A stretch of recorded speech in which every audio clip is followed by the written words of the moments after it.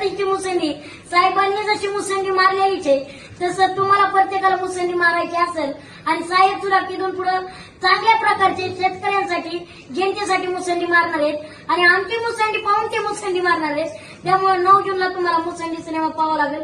साहेब मुसंडी cinema यायच्या आधी तुम्ही मुसंडी मारलेली आम्ही मारलेली मुसंडी अगोदर नाही पण आणखी नाही मुसंडी मारा तुम्ही.